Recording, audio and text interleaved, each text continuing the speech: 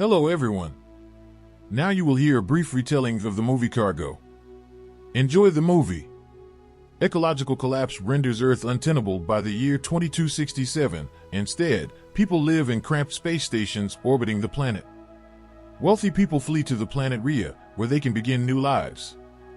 Laura has accepted a position as crew doctor on the cargo ship Cassandra in order to fund her desire to travel with her sister on Rhea.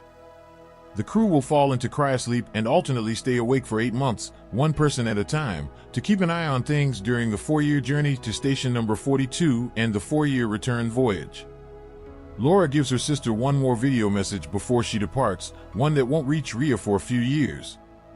Laura meets the crew of the Cassandra as she boards it: Vespucci, Prokop, Yoshida, Lindbergh, Captain LaCroix, and First Officer Yoshida. Additionally, the government sent Decker, a sky marshal, because the extreme Neo-Luddite group Machine Strikers, who oppose living inside of machines, have been attacking ships recently. They have to keep an eye out for their leader Berkner, who is still at large after bombing many stations. After the crew goes into cryosleep, everything is quiet for 3 years. When Laura's turn comes to wake up, she discovers a message from her sister Ariane, in which the latter shares her concerns on the terrorist strikes. After responding to her message, Laura focuses on creating a regimen that would help her stay sane, reading, working out, and monitoring the ship's performance. Laura starts to hear sounds coming from inside the ship one day. Following them into the cargo bay, she is startled to hear a knock at the door. Laura flees in terror, only to be startled when she runs into Decker, who explains that he was awakened automatically when the system detected someone entering the cargo bay, which is not permitted. As per the guidelines, Laura informs him of the occurrence and quickly wakes up LaCroix. This is because unforeseen incidents require the presence of the captain. Upon LaCroix's awakening, the trio explores the cargo bay and discovers the astronaut suits scattered across the floor. Although LaCroix wants to think that the air pressure threw them off, he investigates the system records and finds that Laura had repeated unauthorized accesses while she was working. Following that, the three put on their suits, enter the containment area, and leave a metal plate at the gate to remain open. Laura ascends to the higher region, which comprises perilous thin bridges to cross, while the others break out to search for clues. Laura looks around and suddenly sees LaCroix falling. He's unconscious when Decker and Laura rush to check on him. Decker picks up LaCroix and rushes with Laura to escape before they are imprisoned inside just as the gate begins to close because the plate is bending. LaCroix is dead by the time they escape, and no amount of CPR would revive him. Now that this is an emergency, everyone on the crew needs to be awakened. As per routine, Lindbergh takes over as captain and sets to work, giving orders right away. Yoshida is to look over the logs for any unusual behavior, Laura is to perform a LaCroix autopsy, and Prokop and Vespucci are to mend the gate.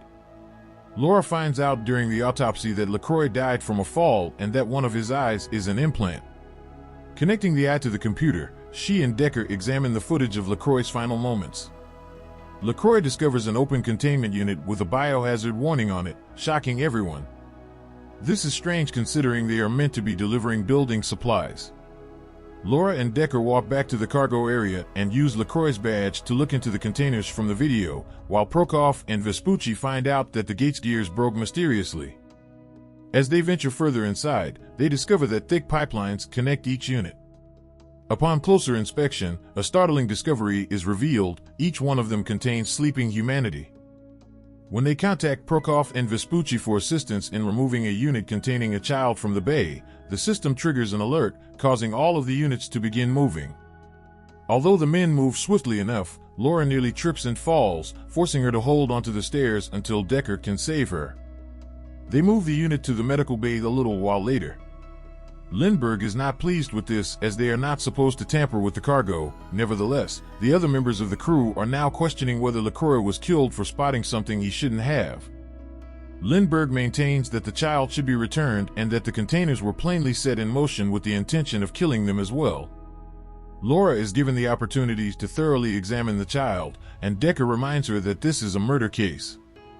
The scan verifies that the youngster is in cryosleep, but because the tank is obstructing her machinery, she is unable to learn any more.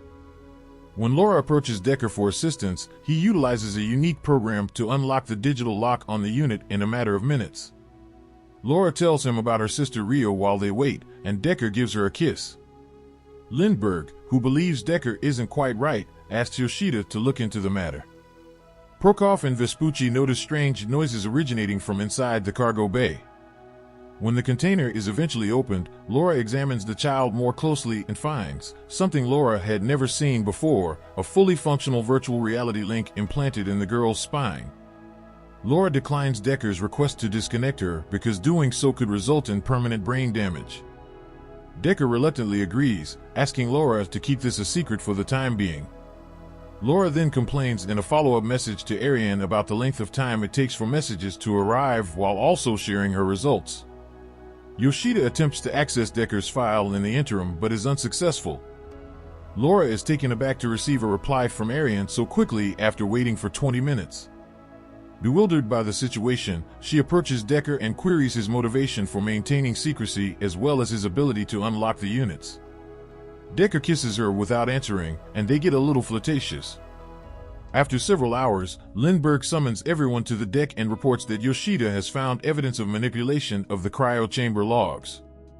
Decker simply states that it is his responsibility to periodically check in on the ship, even though it turns out that he had been woken on a regular basis. Decker tries to defend himself when Lindbergh attempts to arrest him on suspicion that he is LaCroix's killer. After Yoshida and Vespucci defeat him, Decker is injured in the struggle, and Laura requests that they take him into the medical bay to prevent blood contamination. While tending to Decker's wound, Laura ignores his attempts at small talk. Before Laura departs, Decker admits they're not heading to station number 42, but rather Ria. Decker is then returned to cryosleep. Laura requests that Yoshida look up the ship's destination in private. Yoshida affirms that they will not be landing at station number 42, indicating that this was prearranged from the start because it is not feasible to alter coordinates after the flight has commenced. As Laura mentions that her messages to Ria arrived swiftly, Yoshida tells them Lindbergh is lying because she ought to be aware of the coordinates. Yoshida then returns to her computer in an attempt to learn more. Laura worries about Yoshida and goes to check on her when she is out drinking with the guys. She discovers that the power is fluctuating. Regretfully, Yoshida has passed away already. The crew finds out Decker has escaped the cryopod when they go to check on him as soon as they hear this. The logs show that he was omitted by someone. After arming themselves, the crew sets out to find Decker. Upon reaching the lowest deck, Laura and Vespucci notice an open duct, leading them to believe Decker may have escaped through it. Laura climbs this end of the vent while Vespucci travels to the other side, where she discovers a secret cavern filled with debris. Unexpectedly, a man attacks her, and Laura shoots him during the struggle. This individual is the terrorist Bruckner, as evidenced by a closer inspection, and his possessions are in a box close by. Laura learns Decker is associated with the Machine Strikers after coming across images of the group developing natural resources. Additionally, a tablet containing a movie demonstrates how the Machine Strikers are using greenhouses to grow food and purify their own water, negating the need for them to leave the planet. All they need to do is try to keep it clean. Vespucci then surprises Laura by telling her they've located Decker. When everyone gets back on deck, Lindbergh gives the guys the command to beat Decker until he starts talking. Decker clarifies that Ria is really a simulation and that the inhabitants of the containers serve as neural units. The government is lying because the system would collapse if people realize that some areas of Earth are once again habitable. Decker acknowledges that Bruckner lost his mind and murdered LaCroix, but not Yoshida. While Lindbergh begs Laura to finish with the child so that she can be sent back to the cargo hold, Vespucci and Prokop remove Decker. In addition, Lindbergh wants Laura to return to cryosleep as he has offered to cover her shift. Laura pulls out her revolver out of suspicion, but Lindbergh stops her in her tracks and binds her up. According to Lindbergh, the simulation is merely meant to last until they are able to locate a new planet to terraform. The settlement on Ria actually failed. Because Lindbergh won't let anyone stand in her path, she will kill Laura and Decker on the pretext that they killed the captain. This simulation gives people hope for survival. Vespucci and Prokop, in the meantime, drag Decker into an unidentified hallway and demand to know everything. They return to grab Lindbergh and place her in cryosleep after learning that she was aware of everything all along. Vespucci advises Prokop to link with Rhea since, in any case, a simulation is preferable than their miserable current existence. Laura starts waking the child from the unit safely in the medical bay.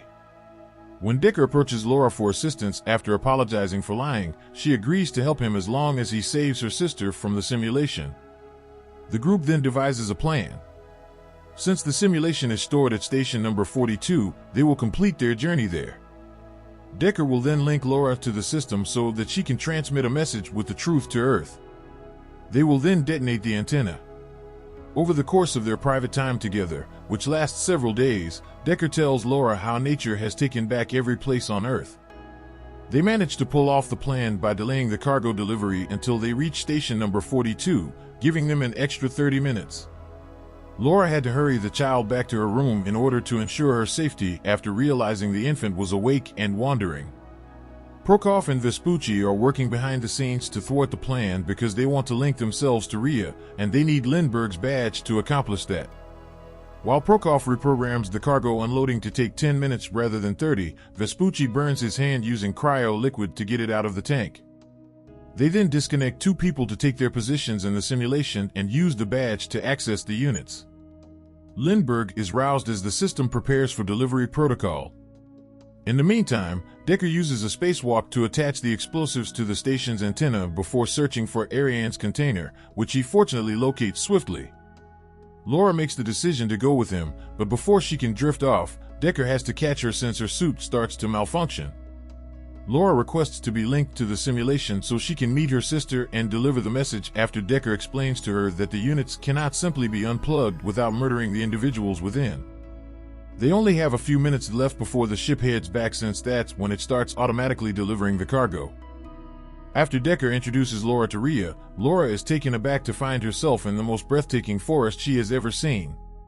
Laura meets Ariane and her children again in a neighboring home, where she sobs about having to ruin their happiness.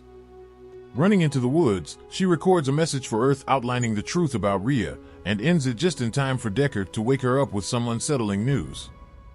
Decker offered Laura his jetpack because her cell unit was broken, therefore she is the only one who can return to the ship. Decker tells Laura that she must safeguard the child because she is the sole source of evidence, even though Laura doesn't want to leave without him. The thrusters of the ship suddenly engage, forcing the two away from the station. With this push, Decker lets go of Laura and drifts off into space. Laura, who is grieving but resolute, utilizes the jetpack to enter the ship securely just before the station antenna blows up. As the ship enters autopilot mode to begin the return journey, Laura searches for the girl and encounters Lindbergh. The two women fight, and Lindbergh destroys a gas tank by mistake when she takes an axe. Laura puts Lindbergh in an airlock by pushing her with it, trapping her inside. After this, Lindbergh is launched into space when the airlock exit opens. Laura then goes looking for the child and discovers her eating quietly. As Laura's message reveals the truth to people at the stations around Earth, the two of them start a new routine for the journey back.